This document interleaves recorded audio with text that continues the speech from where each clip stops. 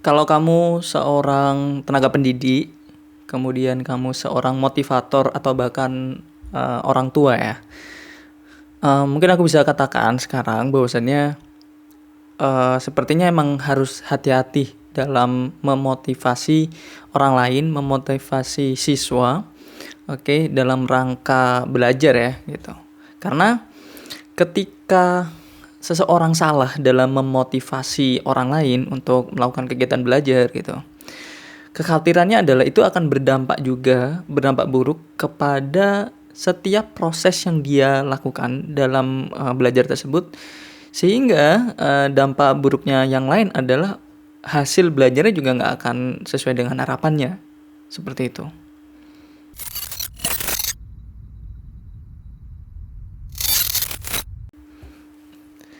Halo semuanya, selamat datang di video kali ini. Bagi teman-teman yang baru tahu video ini atau enggak channel YouTube ini, perkenalkan aku Sona.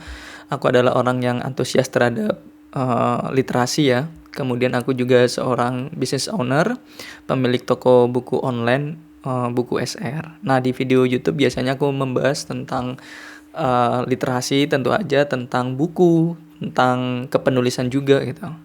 Aku juga sebenarnya seorang pengajar ya. Jadi apa ya? Aku juga sesekali ngebahas tentang isu pendidikan dan kemudian juga isu-isu sosial. Oke. Jadi sebagai gambarannya aja ya, konteksnya adalah eh, beberapa waktu yang lalu aku itu gabung forum diskusi lah ya, berkaitan dengan belajar tentu aja. Proses belajar seperti apa. Aku sebagai pesertanya. Nah, memang pesertanya itu banyak banget ya. Berapa ya? Kayaknya sekitar 200-an deh gitu. Emang banyak banget gitu. Kalau nggak salah ya. Yang jelas itu lebih dari 100 lah. Lebih dari 100 gitu. Nah, di situ seorang narasumber atau pembicara ya menyampaikan tentang temanya berkaitan dengan journey belajarnya, biar kita itu bisa komit dan kita itu bisa, ya intinya everything goes well gitu dalam proses belajar itu sendiri. Nah, si pembicara itu memotivasi, oke.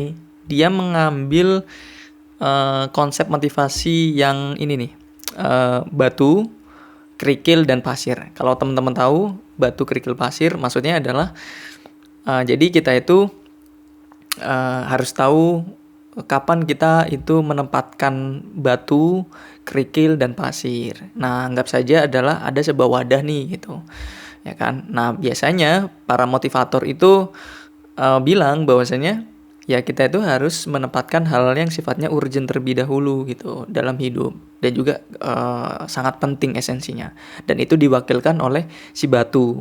Jadi kita taruh dulu batu, oke, dalam sebuah wadah gitu. Kemudian selanjutnya setelah batu adalah sesuatu yang memang esensinya juga penting gitu, tapi nggak urgent gitu. Itu bisa diwakilkan oleh si kerikil tadi. Nah, kemudian hal yang sifatnya kurang penting baru kita masukkan situ, diwakilkan oleh pasirnya. Jadi kita harus mendahulukan yang sangat penting atau urgent, kemudian penting, dan kemudian yang terakhir adalah kurang penting. Semacam itu. Jangan dibalik. Oke, jadi kita harus tahu skala prioritas. Aku mungkin kasih gambarannya aja konkretnya, misalnya hal yang sangat penting dan urgent banget itu adalah ya konteksnya mungkin keluarga lah ya, atau berkaitan dengan kesehatan gitu. Nah, kita masukkan terlebih dahulu urusan perut, itu juga bisa, itu sesuatu yang sangat penting. Kemudian yang penting selanjutnya dalam artian kerikil ya, itu kita bisa katakan adalah mungkin esensinya pendidikan semacam itu. Tapi kalau aku pribadi sih menempatkan pendidikan sebagai batu ya. Tapi oke, kita ganti aja lah, adalah traveling semacam itu penting kan. Traveling masuk sebagai kerikil. Kemudian terakhir pasir gitu. Apa nih yang esensinya kurang penting ya gitu. Jadi kalau nggak ada pun nggak masalah.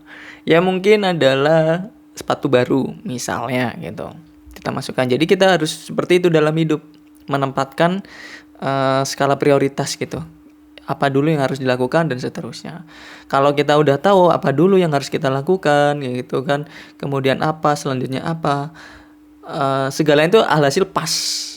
Gitu. Jadi wadah itu alhasil terisi penuh, nggak ada yang tersisa gitu. Nah itu esensinya. Kehidupan akan jauh lebih pas, lebih enak lagi gitu. Nah sebenarnya yang menjadi sorotanku adalah seperti ini ya. Itu adalah kondisi yang cukup ideal. Memberikan motivasi semacam itu adalah berarti kita memandang hidup itu sesuatu yang ideal. Oke, dan sah-sah saja, tidak masalah gitu. Tapi ini akan cukup menjadi backfire gitu kan. Kalau kita itu menyamaratakan semua semua orang itu punya kehidupan yang ideal-ideal aja gitu.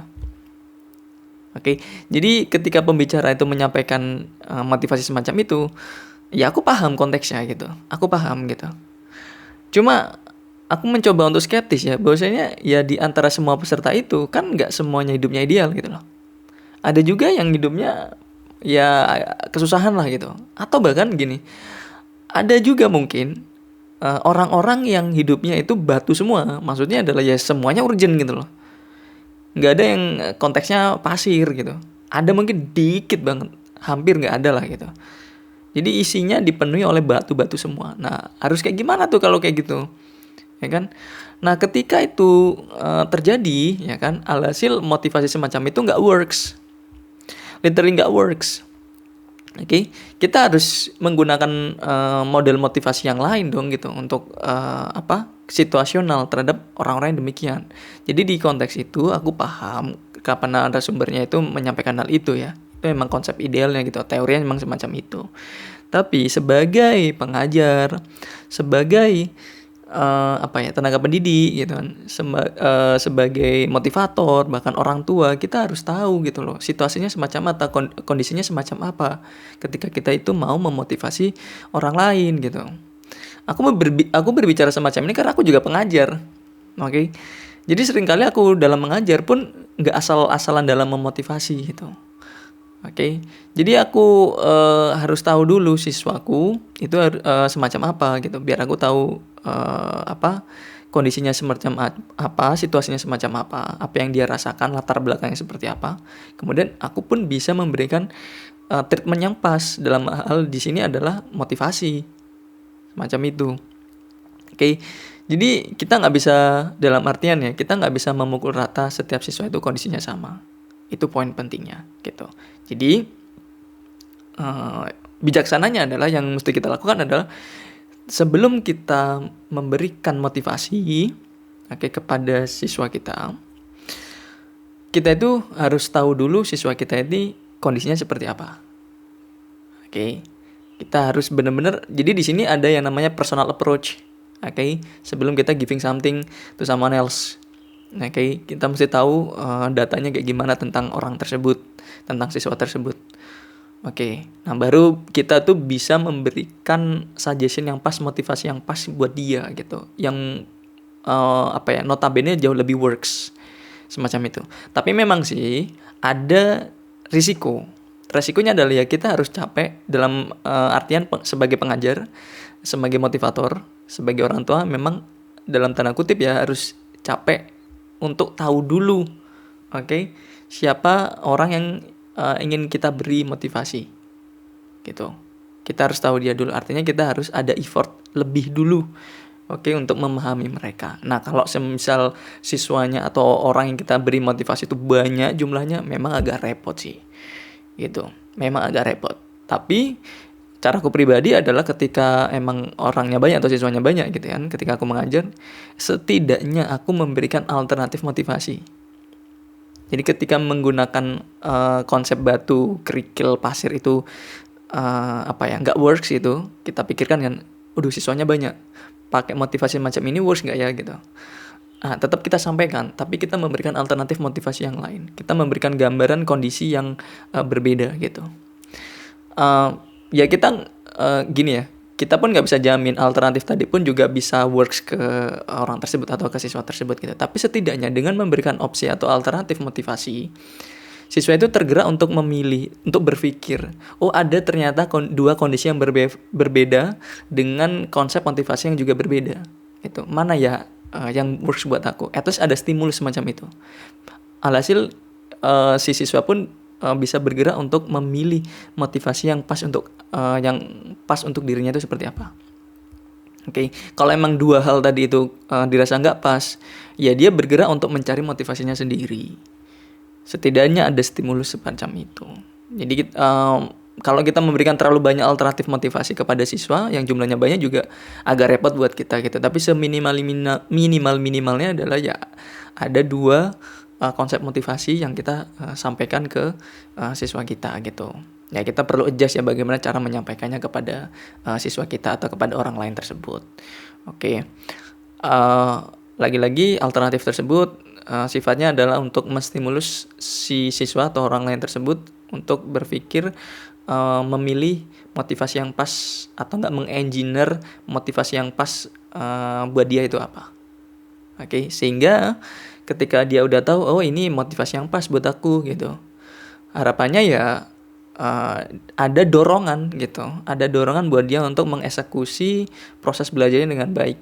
Ketika itu terjadi ya diharapkan hasil belajar ya sesuai dengan harapan. Meskipun kita tahu ya secara teori motivasi itu hanya berperan ya nggak terlalu banyak lah gitu terhadap proses belajar. Motivasi itu hanya letupan gitu. Kalau kita katakan apakah itu bisa membuat kita berkomitmen gitu kan dengan proses belajar itu, ya tergantung gitu kan. Tapi yang jelas secara teoritis motivasi itu tidak berperan secara signifikan gitu. Ada hal yang lain yang berperan signifikan dalam komitmen kita untuk menjalani proses belajar itu sendiri. Tapi setidaknya kita perlu juga motivasi gitu loh. Mungkin kita bahas hal-hal yang di luar motivasi itu di lain kesempatan lah. Tapi konteks motivasinya semacam itu ya. Jadi lagi-lagi sebelum aku akhiri ya, warningnya adalah kita perlu hati-hati dalam memberikan motivasi kepada orang lain. Poinnya adalah kita harus lihat dulu orang tersebut itu seperti apa ya, kondisi dan situasinya, latar belakangnya gitu. Sehingga kita alhasil bisa merumuskan motivasi yang pas buat dia gitu. Tapi kalau semisal orang yang kita berikan motivasi terlalu banyak, orangnya jumlahnya ya gitu, setidak-tidaknya ya kita bisa memberikan alternatif gambaran motivasi seperti apa dia biar mereka bisa terstimulus untuk memikirkan motivasi yang pas buat mereka itu apa. That's it, itu aja yang bisa aku sampaikan. Semoga ini menginspirasi, semoga juga bermanfaat. Kita ketemu lagi di video berikutnya. Bye.